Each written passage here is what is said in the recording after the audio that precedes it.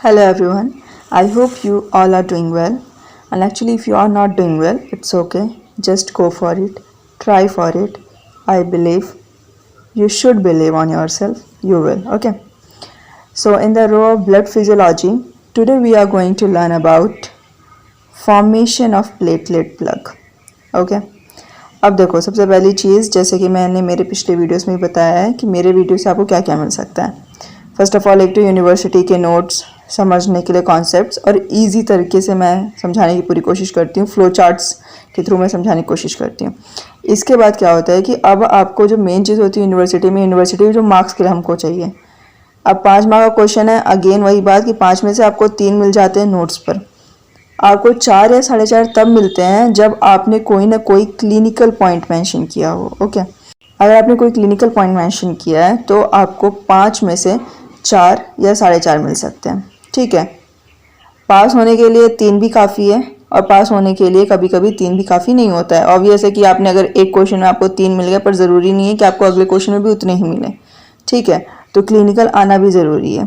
ठीक है, और क्लिनिकल से आपके कॉन्सेप्ट्स बढ़ते हैं। मेन चीज़ ये होती है कि मतलब क्लिनिकल अगर आपको मतलब एक है कि ठीक है यूनिवर्सिटी एग्जाम के लिए, दूसरा क्लिनिकल से आपके कॉन्सेप्ट्स बढ़ते हैं। आप जितना ज़्यादा आपको क्लिनिकल पता होगा, आप उतना ज़्यादा उस टॉपिक को समझ पाओगे, उस टॉपिक की अंडरस्टैंडिंग आपकी उतनी ज़्यादा हो जाएगी। ठीक है, सो अगर ब्लड फिजियोलॉजी की हम बात करें तो ब्लड फिजियोलॉजी में अभी तक हमने पढ़ा है इंट्रोडक्शन टू ब्लड। ओके, अगर इंट्रोडक्शन में देखें तो इंट्रोडक्शन में आरबीसी, डब्ल्यूबीसी और प्लेटलेट्स के बारे में हमने पढ़ा था। प्लेटलेट, उसका मेन काम क्या था? Clotting, that is coagulation. Okay, अब जो कोगुलेशन होता है उसके लिए ज़रूरी क्या है? Plug formation, that is formation of platelet plug. ये कब ज़रूरी है? जब कोगुलेशन होता है। ठीक है, तो आज हम जो बात करने वाले हैं वो यही है कि फॉर्मेशन ऑफ प्लेटलेट प्लग। इसके बाद फर्दर वीडियोस में हम बात करेंगे क्लॉट फॉर्मेशन के बारे में। ठीक है, सबसे पहले क्या होता है? जो प्लग फॉर्मेशन है, प्लग फॉर्मेशन ज़रूरी कब है? जब छोटी सी वेसल हमारे इंजर्ड हो। मतलब कि अगर थोड़ा पार्ट अगर वेसल का हमारा इंजर्ड हुआ है, थोड़ा पार्ट हमारे शरीर का इंजर्ड हुआ है, तो उस समय क्या ज़रूरी है? फॉर्मेशन ऑफ प्लेटलेट प्लग या प्लेटलेट प्लग का बनना। सिंपल क्या होता है? इंजर्ड ब्लड वेसल है, जो ब्लड वेसल इंजर्ड है उसमें क्या होगा? सब एंडोथेलियल कोलाजन जो है वो एक्सपोज हो जाएगा, वो बाहर की तरफ दिखेगा। ठीक है, ऑलरेडी हमारे ब्लड में क्या प्रेजेंट होता है? Unactivated platelet with GP1B, 1XV, alpha 2 and beta 1। ठीक है, ये ऑलरेडी हमारे ब्लड में प्रेजेंट होता है। फर्दर क्या होता है? जैसे ही ब्लड वेसल को इंजरी होती है तो सब एंडोथेलियल कोलाजन एक्सपोज हो जाता है। ठीक है, जो प्लेटलेट अनएक्टिवेटेड थे अब वो एक्टिवेट होने लगते हैं। वो एक्टिवेट कैसे होते हैं? With the help of a bridge.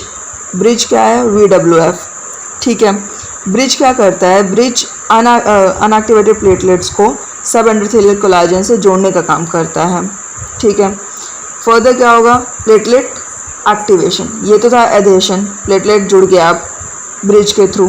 ठीक है, इसमें प्लेटलेट एक्टिवेशन होगा, इसी एडेशन के कारण प्लेटलेट एक्टिवेशन होगा। ठीक है, एक्टिवेशन में क्या क्या चेंजेस होंगे? सबसे पहले उसके शेप में चेंज आएगा प्लेटलेट के। प्लेटलेट कुछ पार्ट्स अपने देगा, उन्हीं पार्ट को क्या बोला जाएगा? सूडोपोडिया। ठीक है, इसके अलावा क्या कुछ इंट्रासेलुलर कंटेंट भी वो डिस्चार्ज करेगा। Diet content can be calcium, ADP और थ्रोम्बोक्सिन A2। ठीक है, इन तीनों में से कोई भी कंटेंट हो सकता है, और फर्दर और भी कंटेंट वो रिलीज़ करेगा। ठीक है, अब जो ADP और जो थ्रोम्बोक्सिन A2 हैं ये मोस्ट इंपॉर्टेंट है। ये क्यों इंपॉर्टेंट है? ये फर्दर प्लेटलेट एग्रीगेशन के लिए इंपॉर्टेंट है। और कैल्शियम कहाँ इंपॉर्टेंट है? हमारे क्लॉट फॉर्मेशन के लिए, जो क्लॉटिंग प्रोसेस होता है उसके लिए कैल्शियम हमें यूज़ आएगा। ठीक है, अब अगर हम इसकी बात करें कि कैल्शियम तो क्लॉट फॉर्मेशन क्या होगा, ADP और थ्रोम्बोक्सिन A2 का काम क्या है? थ्रोम्बोक्सिन A2 और जो ADP होते हैं दोनों मिल के प्लेटलेट का स्टिकीनेस जो है टूवर्ड्स VWF बढ़ाने का काम करते हैं, जिसके कारण क्या होगा? प्लेटलेट एडहेशन बढ़ेगा।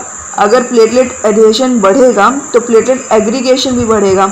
जैसे जैसे एग्रीगेशन बढ़ेगा तो जो प्लेटलेट प्लग फॉर्मेशन है वो भी बढ़ेगा, और जैसे जैसे प्लेटलेट प्लग फॉर्मेशन बढ़ेगा वैसे वैसे क्या होगा कि जो हमारी छोटी सी इंजरी है, हमारे जो ब्लड वेसल को छोटी सी इंजरी हुई है वो सील होगी।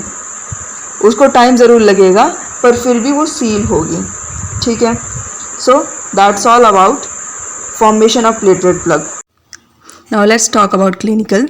अगर हम क्लिनिकल की बात करें तो इसमें जो मेन डिजीज़ है वो है वॉन विलेब्रांड डिजीज़। ओके, जो वॉन विलेब्रांड डिजीज़ है ये जैसे नेम से पता चल रहा है, it is because of deficiency of VWF factor.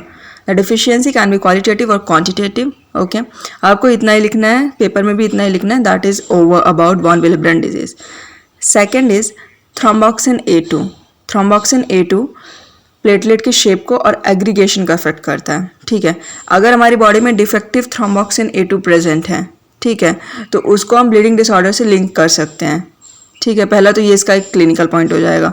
दूसरा, अगर थ्रोम्बोक्सिन A2 हमारी बॉडी में ज़्यादा है तो it is associated with acute myocardial ischaemia और हार्ट फेलियर। ठीक है, इतना ही आपको क्लिनिकल में लिखना है and that is enough for the clinical. So thank you so much, have a good day.